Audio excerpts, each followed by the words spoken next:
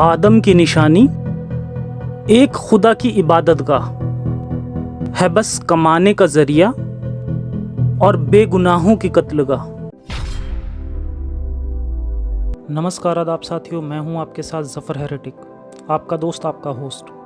मेरी इस वीडियो को लाइक करें, शेयर करें और मेरे चैनल को सब्सक्राइब करें। साथ ही घंटी के बटन को दबाकर ऑल नोटिफिकेशन ऑप्शन को सिलेक्ट कर लें।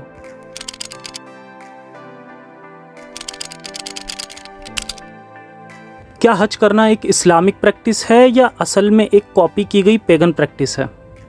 क्या मोहम्मद साहब ने इस्लाम के बाकी रिचुअल्स की तरह ही हज को भी अरब के बुत परस्तों से चुराया है? और क्या अरबिक कल्चर को कॉपी करते करते रसूल ने जानवरों से सेक्स भी हलाल कर दिया था? समझेंगे आज की वीडियो में, तो बने रहिए वीडियो का आखिर तक। शुरू करते हैं बिना अल्लाह का नाम लिए।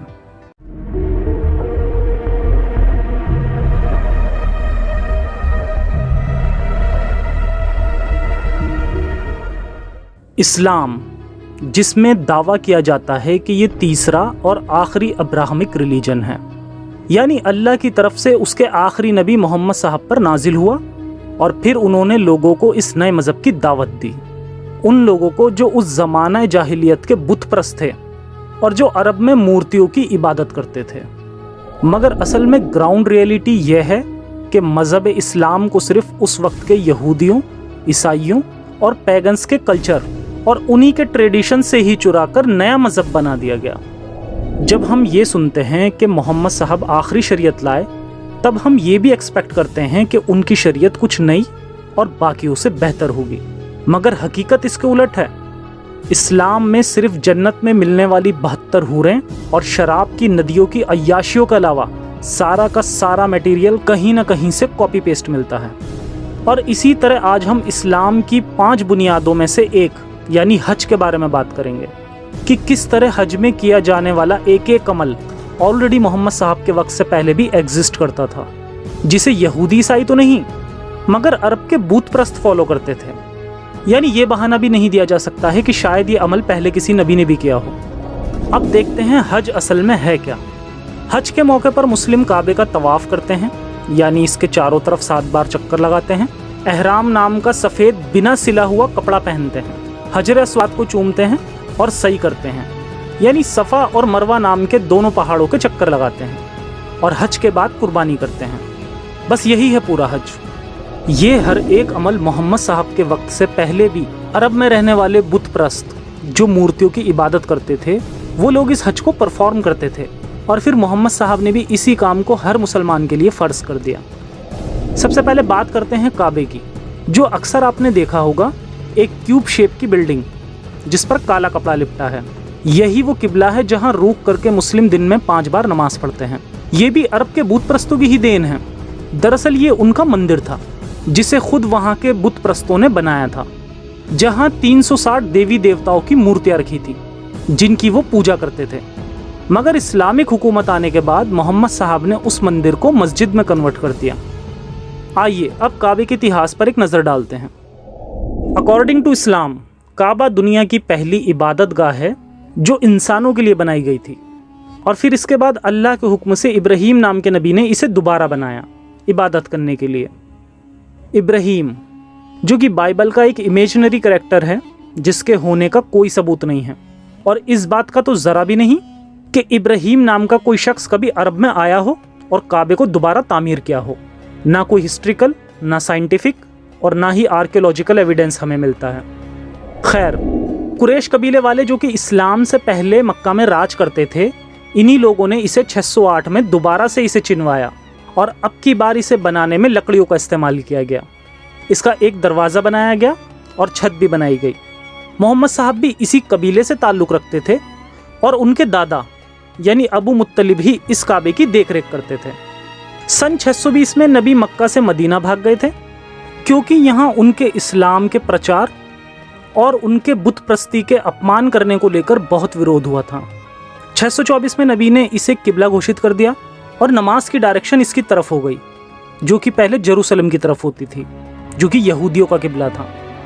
10 साल बाद यानी 630 में नबी वापस मक्का आए और मक्का फतेह करने के बाद उन्होंने यहाँ कब्जा करके इसके अंदर रखे 300 से भी ज़्यादा मूर्तियों को तोड़ दिया اور اس کے بعد یہاں اسلامک پریکٹسز شروع کی گئیں۔ نہ ہی ابراہیم کے بعد کسی نبی نے دوبارہ کعبے کو وزٹ کرا، نہ ہی کعبے کی طرف روک کر کے عبادت کی گئی۔ اس کے ثبوت بھی بائبل یا قصص الانبیاء یعنی نبیوں کی کتاب کہیں پر نہیں ملتے۔ یہ بس پیگنز کا اپنا طریقہ تھا کہ وہ بتوں کی عبادت کے لیے اس طرح کی چکور عمارتیں بناتے تھے اور پھر اس پر مورتیاں رکھ کر اسے پوجتے تھے۔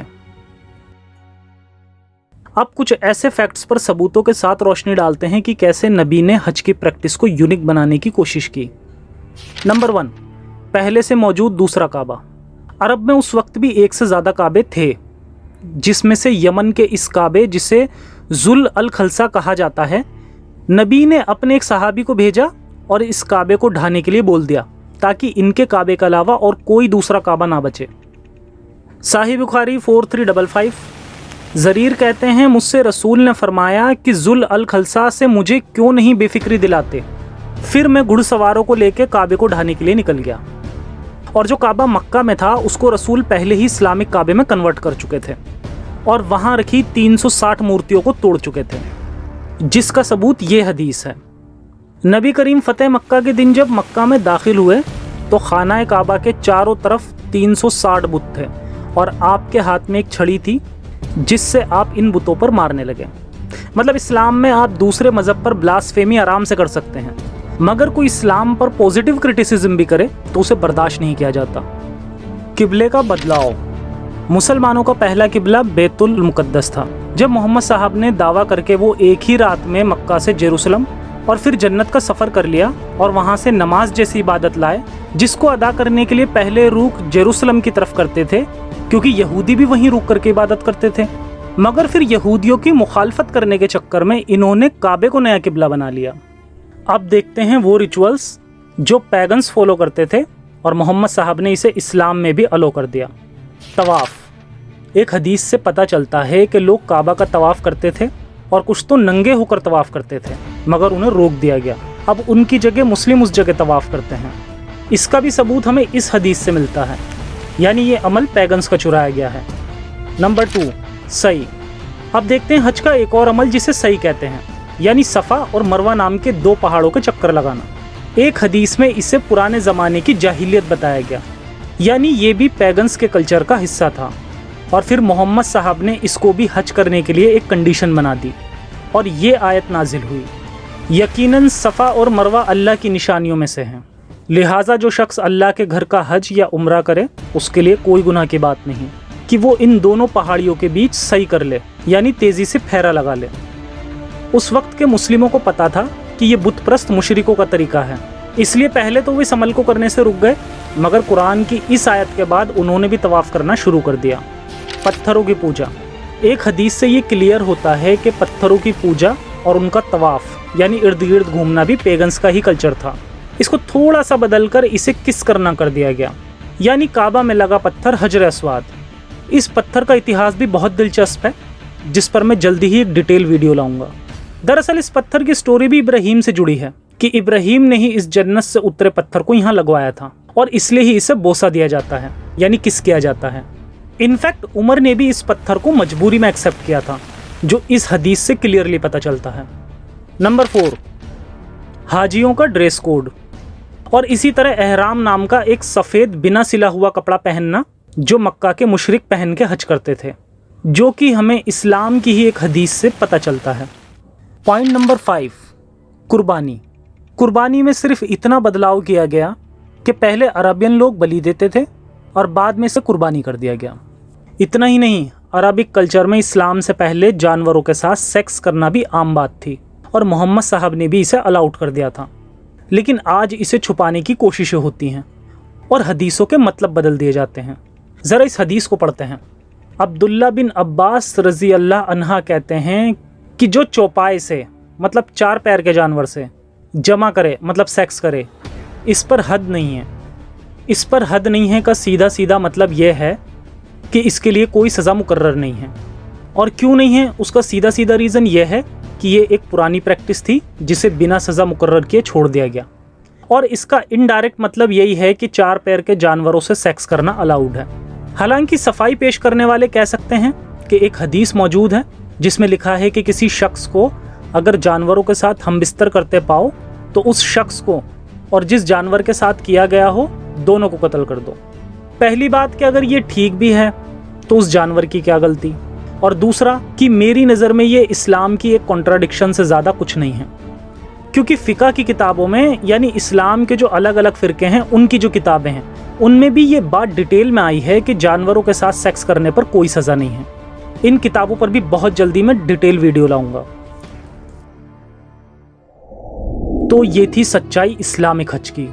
मेरे मुस्लिम भाइयों, आप किसी खुदा का फरमान नहीं फॉलो कर रहे, बल्कि 1400 साल से भी बहुत पहले के अराबियन कल्चर को फॉलो कर रहे हैं। वो कल्चर जिसमें खुदा के डर से लोग पत्थरों के इर्द गिर्द घूमते थे और अपनी जान बचाने के लिए मासूम बेगुनाह जानवरों की बलि दे दिया करते थे।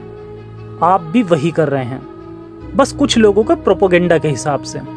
आज के वक्त अरब सरकार हर साल हज से $8 बिलियन का बिजनेस करती है, जबकि उम्रा से $4 बिलियन का, जिसमें ना जाने कितने बेगुनाह बकरों की भी जान ले ली जाती है, जो कि कोई खुदाई फितरत नहीं नजर आती।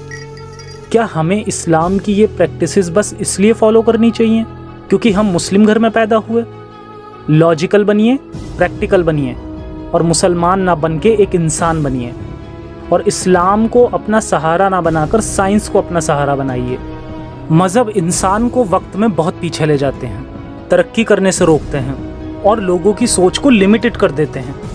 अपनी सोच का विस्तार कीजिए और इन मज़हबों की जाहिलियत से दूर रहिए, क्योंकि इन घिसी पिटी पुरानी परंपराओं को छोड़कर ही एक उज्जवल भविष्य का निर्माण किया जा सकता है, जिसके लिए हमें मज़हबों की नहीं बल्कि साइंस को पढ़ने की, समझने की और अपनी ज़िंदगी में उतारने की ज़रूरत है। बाकी आज के शो में इतना ही, फिर मिलेंगे एक नए एपिसोड में एक नए टॉपिक के साथ। तब तक के लिए सुरक्षित रहें और अपना और अपनों का ख्याल रखें। जय हिंद, साइंस हाफिज़।